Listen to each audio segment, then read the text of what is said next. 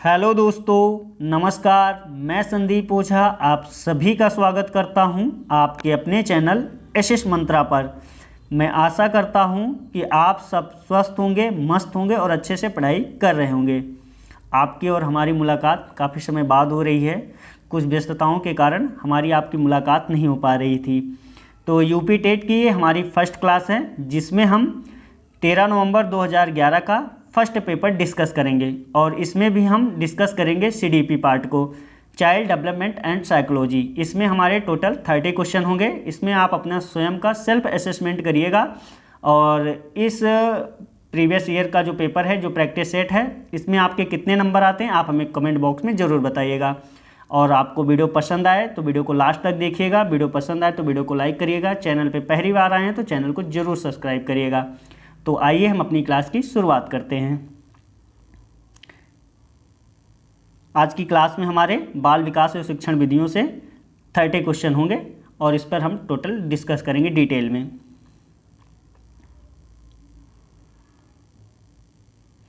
आज का हमारा फर्स्ट क्वेश्चन है, निम्नलिखित कक्षाओं में, ये शिक्षक लिखा है या शिक्षक नहीं होगा, शिक्षण होगा, शिक्षण की खेल विधि आधारित है। शिक्षण ठीक है, थोड़ा मैनेज करिएगा। निम्नलिखित कक्षाओं में शिक्षण की खेल विधि आधारित है। ऑप्शन ए शारीरिक शिक्षा कार्यक्रमों के सिद्धांत पर, ऑप्शन बी शिक्षण के विधियों के सिद्धांत पर, ऑप्शन सी विकास एवं वृद्धि के मनोवैज्ञानिक सिद्धांत पर, ऑप्शन डी शिक्षण के सामाजिक सिद्धांत पर। तो इस क्वेश्चन का जो राइट आंसर है ऑप्शन सी, शिक्षा विकास एवं वृद्धि के मनोवैज्ञानिक सिद्धांत पर। क्योंकि प्राथमिक स्तर पर बालकों को शिक्षा प्रदान करने के साथ यह भी आवश्यक होता है कि उनके शारीरिक वृद्धि एवं विकास पर भी ध्यान दिया जाए और इसके लिए जो सर्वोत्तम विधि होती है वह शिक्षण की खेल विधि होती है। तो हमारा नेक्स्ट क्वेश्चन है आज का, क्वेश्चन नंबर 2 है, डिसलेक्सिया संबंधित है। ऑप्शन ए मानसिक विकार से, ऑप्शन बी गणितीय विकार से, ऑप्शन सी पठन विकार से और ऑप्शन सी डी व्यवहारिक विकार से। तो इसका जो राइट आंसर है डिसलेक्सिया जो संबंधित है वह पठन विकार से संबंधित है। इसका राइट आंसर होगा ऑप्शन सी। और गणितीय विकार से जो संबंधित रोग है वह है डिसकैलकुलिया। और लिखन संबंधित जो विकार समस्याएं होती हैं वो होती हैं डिस्ग्राफिया में। आज का हमारा 3rd क्वेश्चन है,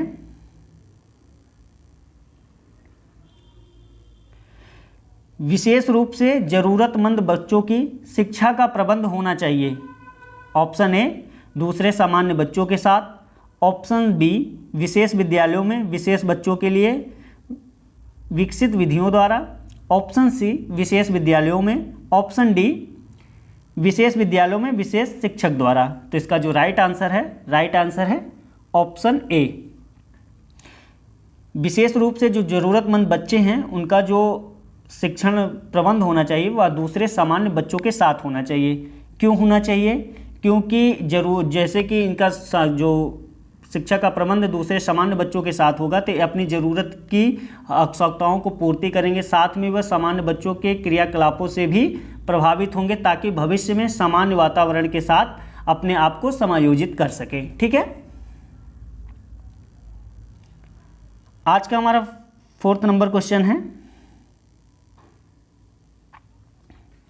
अधिगम के प्रक्रम में अभिप्रेरणा होती है। अधिगम के प्रकरण में अभिप्रेरणा होती है। ऑप्शन ए सीखने वालों की स्मृति को तेज बनाता है, ऑप्शन बी पुराने अधिगम से नए अधिगम को विभेदित करता है, ऑप्शन सी एक दिशी रूप से सोचने में सीखने वालों को प्रस्तुत करता है, ऑप्शन डी नए सीखने वालों में अधिगम के लिए रुचि का सृजन करता है। तो इसका जो राइट आंसर है ऑप्शन डी। अधिगम के प्रक्रम में जो अभिप्रेरणा होती है वह नए सीखने वालों में अधिगम के लिए रुचि का सृजन करती है। ठीक है, जैसे कि अभी आप लोग सृजन कर सकते हैं सेल्फ असेसमेंट करके अपना। जब आप अपना सेल्फ असेसमेंट करेंगे तो आपका कैसा भी असेसमेंट रहा, आप स्वयं इसके असेसमेंट को लेकर आप सचेत होंगे और आगे आप अच्छे से पढ़ाई करेंगे।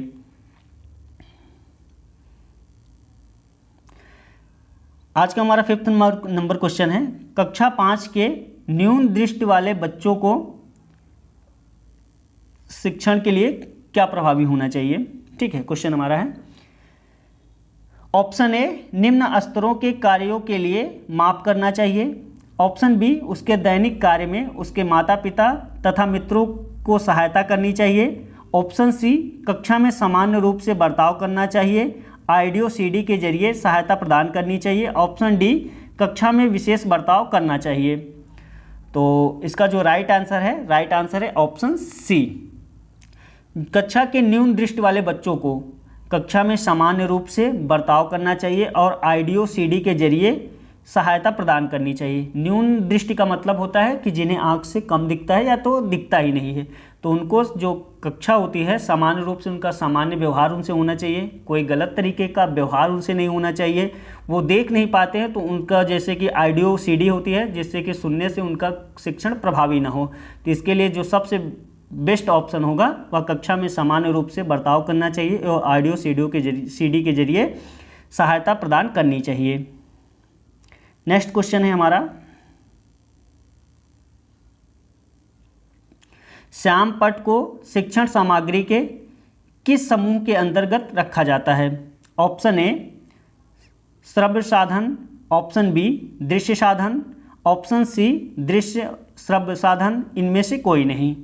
तो श्याम पट्ट को शिक्षण सामग्री के किस समूह के अंतर्गत रखा जाता है, तो ये दृश्य सामग्री के अंतर्गत रखा जाता है, जिससे कि यदि श्याम पट्ट में कुछ शिक्षक लिख रहा है तो आप देख ही सकते हैं। ठीक है, तो इसीलिए इसे दृश्य सामग्री के अंतर्गत रखा जाता है। और श्रव्य सामग्री का जो है ऑडियो सीडी अभी जो आपने पिछले दिखा, और दृश्य श्रव्य साधन किसे कहते हैं, टेलीविज़न को कहते हैं। ठीक है, आज का हमारा 7th नंबर क्वेश्चन है,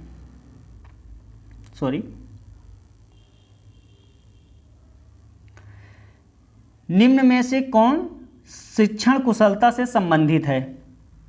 ऑप्शन ए, श्याम पट्ट पर लिखना। ऑप्शन बी, प्रश्न को हल करना। ऑप्शन सी, प्रश्न पूछना। ऑप्शन डी, उपरोक्त सभी।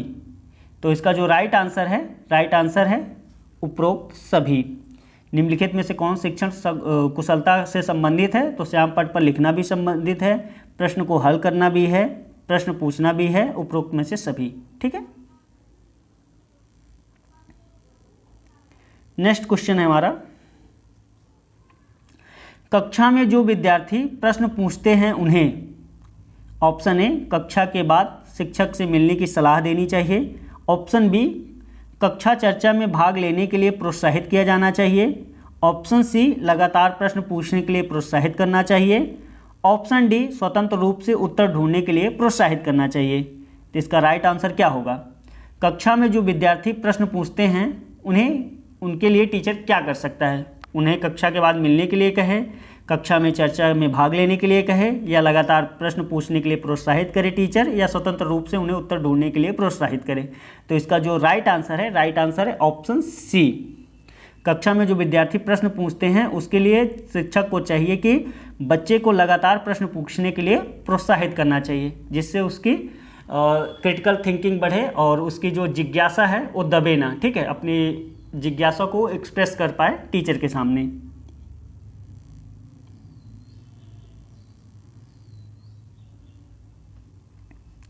और आज का हमारा नेक्स्ट क्वेश्चन है, एक अभिभावक आपसे विद्यालय में मिलने के लिए कभी नहीं आता है, आप क्या करेंगे। एक क्वेश्चन एज ए टीचर आपसे हल करने के लिए बोला गया है। एक अभिभावक आपसे मिलने विद्यालय में नहीं आता, आप क्या करेंगे। यदि आपकी जॉब लगती है, आपकी पोस्टिंग किसी गांव में होती है, वहां पे आप जाते हैं स्कूल में, और कोई अभिभावक कोई बच्चे का पेरेंट आपसे मिलने नहीं आता, तो वहां आप क्या करेंगे। ऑप्शन ए, बच्चों की उपेक्षा करेंगे। ऑप्शन बी, अभिभावक को लिखेंगे। ऑप्शन सी, आप स्वयं उनसे मिलने जाएंगे। ऑप्शन डी, बच्चे को दंड देना शुरू करेंगे। तो एज ए शिक्षक आपको क्या करना चाहिए, एज ए शिक्षक आपको बच्चों के पेरेंट्स से स्वयं मिलने जाना चाहिए। ठीक है, नेक्स्ट क्वेश्चन है हमारा, क्वेश्चन नंबर 10 है, शिक्षा की किंडरगार्टन पद्धति प्रतिपादित किया है कौन? किंडरगार्टन पद्धति का प्रतिपादन किसने किया है? Option A TP Nunn, option B Spencer, option C Froebel, option D Montessori. तो इसका जो राइट आंसर है फ्रॉबेल। मॉन्टेसरी ने मनोवैज्ञानिक सिद्धांत दिया है।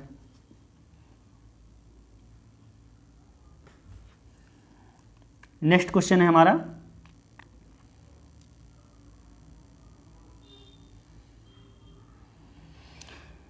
बचपन का संप्राक्तिक दृष्टिकोण की मान्यता है। ऑप्शन ए बहुत तरीके से बच्चे प्राप्त वयस्कों के बराबर हो जाते हैं। ऑप्शन बी बच्चों को युवा प्राप्त वयस्कों के रूप में सबसे अच्छा माना जाता है। ऑप्शन सी बचपन आधारित रूप से प्रतीक्षा अवधि। ऑप्शन डी बचपन वृद्धि और परिवर्तन की एक अनूठी अवधि है। तो इसका जो राइट आंसर है ऑप्शन डी, बचपन का संप्राप्तिक दृष्टिकोण की मान्यता जो है बचपन वृद्धि एवं परिवर्तन की एक अनूठी अवधि है। Option D.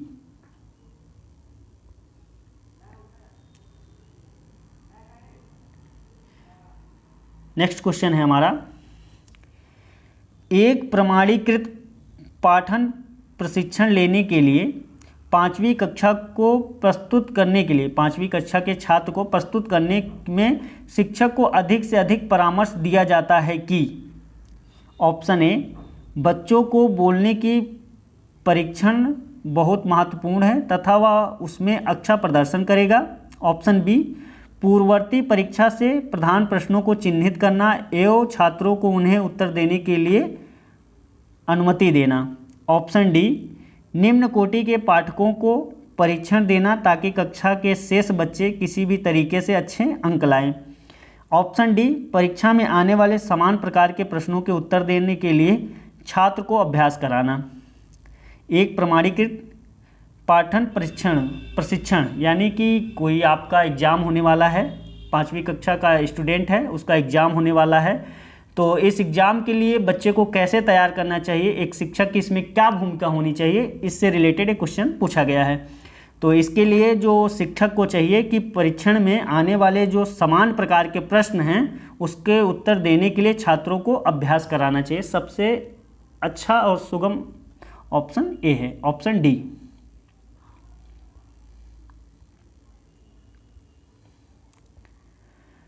आज का हमारा 13 नंबर क्वेश्चन है, असंगठित घर से आने वाले बच्चे को सबसे अधिक कठिनाई का अनुभव करेगा। असंगठित घर से आने वाला बच्चा सबसे अधिक कठिनाई का अनुभव करेगा। ऑप्शन ए सुनिर्मित पाठों में, ऑप्शन बी स्वतंत्र अध्ययन में, ऑप्शन सी नियोजित निर्देशन में, ऑप्शन डी अभ्यास पुस्तिकाओं में। तो इसका जो राइट आंसर होगा ऑप्शन बी।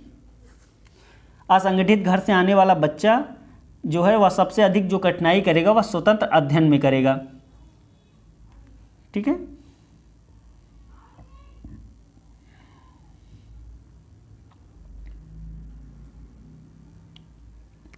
नेक्स्ट क्वेश्चन है हमारा, आप देखते हैं कि एक छात्र बुद्धिमान है तो आप क्या करेंगे? आप देखते हैं कि एक छात्र बुद्धिमान है, एज ए टीचर आप क्या करेंगे? ऑप्शन ए उसके साथ संतुष्ट रहेंगे, ऑप्शन बी उसे अतिरिक्त गृह कार्य नहीं देंगे, ऑप्शन सी वह जैसे अधिक प्रगति कर सके उसी तरह से उसे अनुप्रेरित करेंगे, ऑप्शन डी उसके अभिभावकों को सूचित करेंगे कि वह बुद्धिमान है। तो आप सभी का राइट आंसर क्या है? तो इसमें जो राइट आंसर है ऑप्शन सी। यदि एज ए टीचर आप देखते हैं कि एक छात्र बुद्धिमान है तो आप कहेंगे कि अधिक से अधिक प्रगति कर सके और उस प्रगति में आप उसे कितना प्रेरित कर सकते हैं, आप कितना मदद कर सकते हैं, उस तरीके से आप उसकी मदद करेंगे। तो वह जैसे अधिक प्रगति कर सके उस तरीके से उसे अनुप्रेरित आप करेंगे।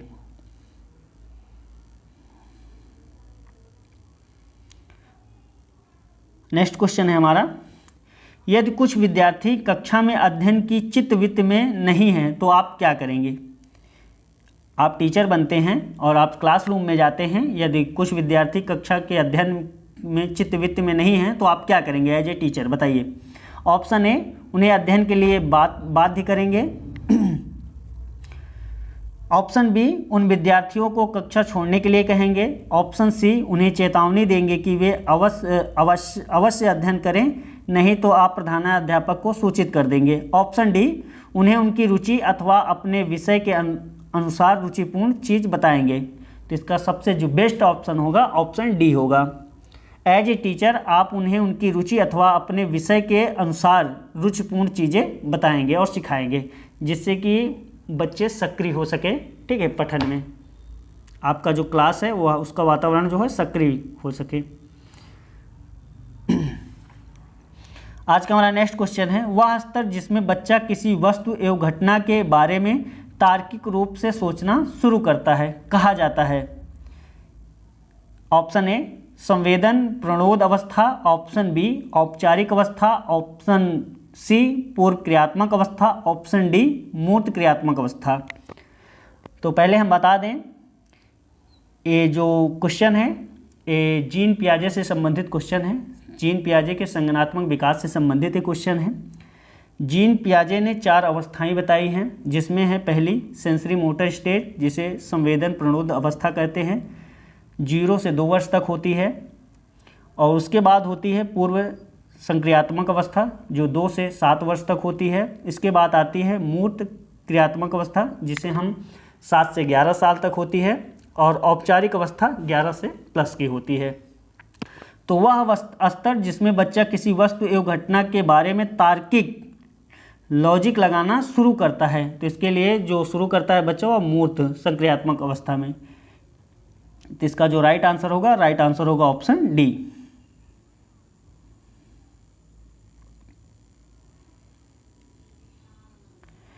नेक्स्ट क्वेश्चन हमारा, बच्चों के बौद्धिक विकास के 4 सुस्पष्ट स्तरों को पहचाना गया है किसके द्वारा।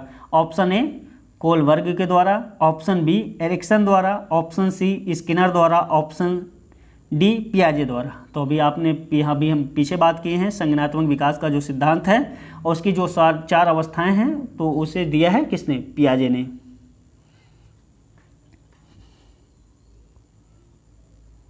नेक्स्ट क्वेश्चन है हमारा,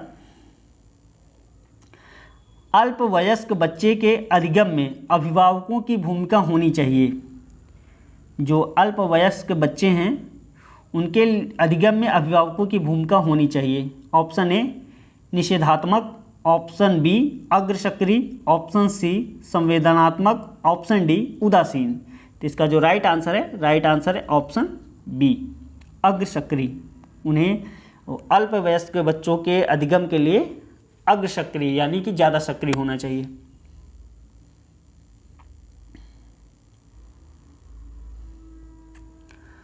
नेक्स्ट क्वेश्चन है हमारा,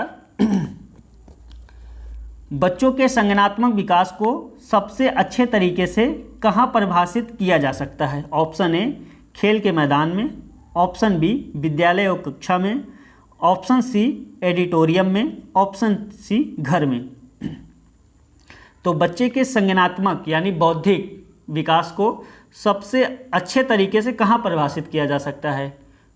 तो बच्चे के कॉग्निटिव डेवलपमेंट के बारे में यदि कहीं परिभाषित किया जा सकता है तो सबसे अच्छा आंसर होगा ऑप्शन बी, विद्यालय और कक्षा में। क्योंकि कॉग्निटिव की बात हो रही, संज्ञानात्मक बौद्धिक की बात हो रही, तो सबसे अच्छा जो उसको परिभाषित किया जा सकेगा वो विद्यालय और कक्षा में ही परिभाषित किया जा सकेगा।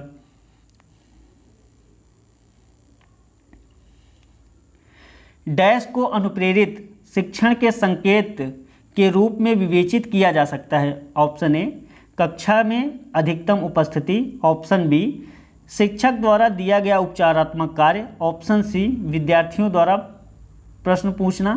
ऑप्शन डी, कक्षा में पूर्ण निरस्ता। तो इसका जो राइट आंसर है ऑप्शन सी, विद्यार्थियों द्वारा प्रश्न पूछना अनुप्रेरित शिक्षण के संकेत रूप में विवेचित किया जा सकता है।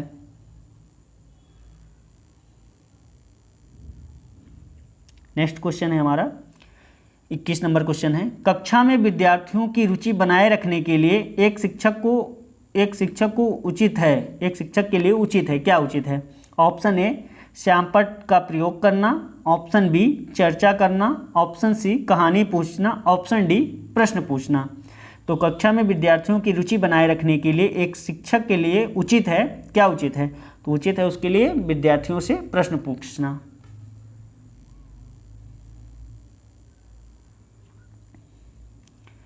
नेक्स्ट क्वेश्चन है हमारा, विद्यार्थियों को विद्यालय में खेलना क्यों उचित है? ऑप्शन ए या उन्हें शारीरिक रूप से सशक्त बनाता है, ऑप्शन बी या शिक्षकों के लिए काम आसान करेगा, ऑप्शन सी या समय बिताने में सहायक होगा, ऑप्शन सी या सहयोग और संतुलन का विकास करेगा। तो विद्यार्थियों को विद्यालय में खेलना क्यों जरूरी है? तो खेलना इसलिए ज़रूरी है कि यह सहयोग और संतुलन का विकास करेगा। बच्चे यदि अपने ग्रुप में खेलेंगे तो एक दूसरे की भावनाओं को समझेंगे और एक दूसरे के प्रति अपना सम्मान रखेंगे, ठीक है, या कोलैबोरेशन को, ठीक है, मजबूत बनाता है।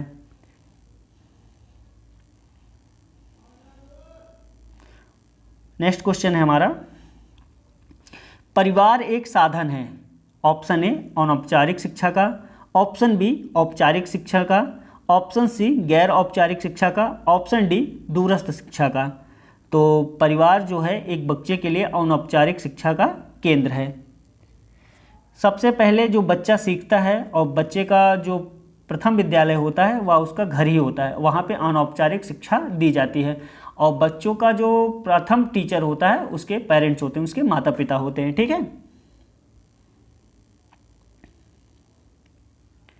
नेक्स्ट क्वेश्चन है हमारा, क्वेश्चन नंबर 24 है, एक शिक्षक विद्यार्थियों में सामाजिक मूल्यों को विकसित कर सकता है। एज ए टीचर सामाजिक मूल्यों को विकसित कर सकता है। आप एक टीचर बनते हैं तो एज ए टीचर विद्यार्थियों में सामाजिक मूल्यों को विकसित करना चाहते हैं तो इसमें सबसे बेस्ट क्या होगा? ऑप्शन ए महान व्यक्तियों के बारे में बोलकर, ऑप्शन बी अनुशासन की अनुभूति को विकसित कर कर, ऑप्शन सी आदर्श रूप से बर्ताव कर कर, ऑप्शन डी उन्हें अच्छी कहानी सुनाकर। तो एज ए टीचर यदि आप सामाजिक मूल्यों को विकसित करना चाहते हैं तो आप बच्चों से आदर्श रूप से बर्ताव करेंगे। नहीं पता चले कि बच्चों को आप एज ए गुंडे प्रोफेशनल आ रहे हैं उसको डांट रहे हैं तो बच्चों को बुरा लगेगा।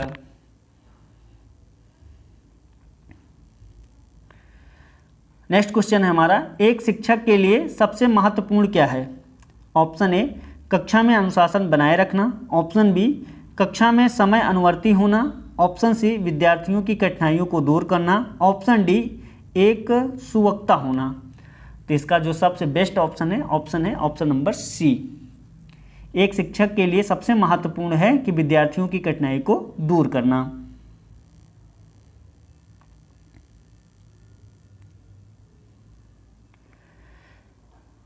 नेक्स्ट क्वेश्चन है हमारा, आप एक अति सक्रिय बालक को कैसे सही दिशा में लाएंगे? ऑप्शन ए उसे पहली पंक्ति में बिठाएंगे तथा उस पर कड़ी नज़र रखेंगे, ऑप्शन बी उसे कक्षा में कोने में बैठने की जगह को सुनिश्चित करेंगे या निश्चित करेंगे, ऑप्शन सी उसे श्यामपट्ट आदि साफ करने का काम देंगे, ऑप्शन डी उपरोक्त में से कोई नहीं।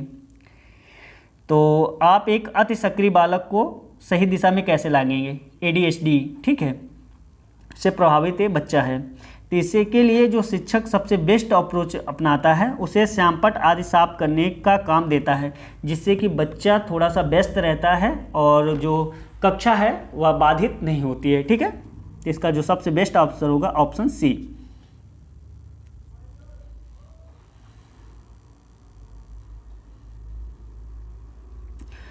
क्वेश्चन नंबर 17 है हमारा, 27 है, पृथक पृथक समजाति समूहों के व्यक्तियों के प्रति बच्चों की अभिवृत्ति साधारणता आधारित होती है। ऑप्शन ए उनके अभिभावकों की चित्रवृत्ति पर, ऑप्शन बी उनमें समकक्षों की अभिवृत्ति पर, ऑप्शन सी दूरदर्शन के प्रभाव पर, ऑप्शन डी उनके सहोदरों की अभिवृत्ति पर। तो इसका जो सबसे बड़ा जो सबसे अच्छा और एप्रोप्रिएट आंसर है उनके अभिभावकों की चित्रवृत्ति पर। पृथक पृथक समजाति समूहों के व्यक्तियों के प्रति बच्चों की जो अभिवृत्ति साधारणता आधारित होती है वो उनके अभिभावकों की चित्रवृत्ति। जैसे कि आपके घर में कोई बच्चा है, आप अपने बच्चे के सामने जैसा व्यवहार करेंगे वैसा ही आपका बच्चा बाहर किसी के साथ व्यवहार करेगा। ठीक है, इसी कहते हैं चित्तवृत्ति का व्यवहार।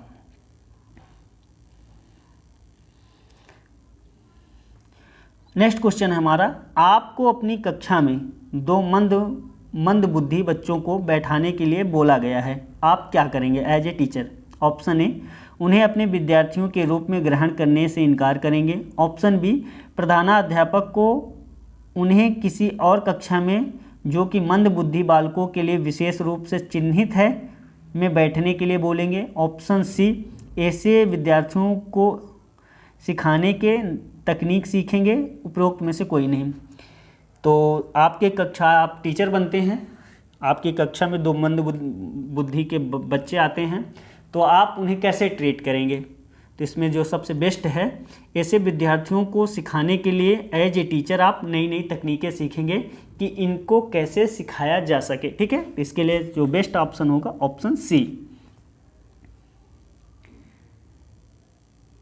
नेक्स्ट क्वेश्चन है हमारा,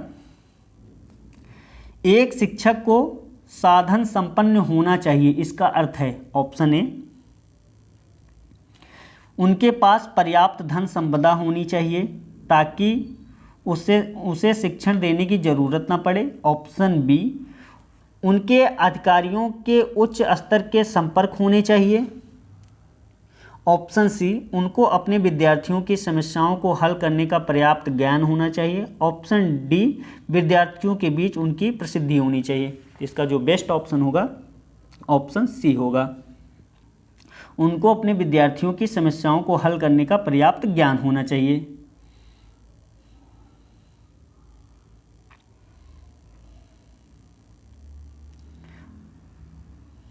आज का हमारा लास्ट क्वेश्चन है, बच्चों में संवेगात्मक समायोजन प्रभावित होता है किससे? ऑप्शन ए, व्यक्तित्व निर्माण में। ऑप्शन बी, कक्षा शिक्षण में। ऑप्शन सी, अनुशासन में। ऑप्शन डी, उपरोक्त सभी।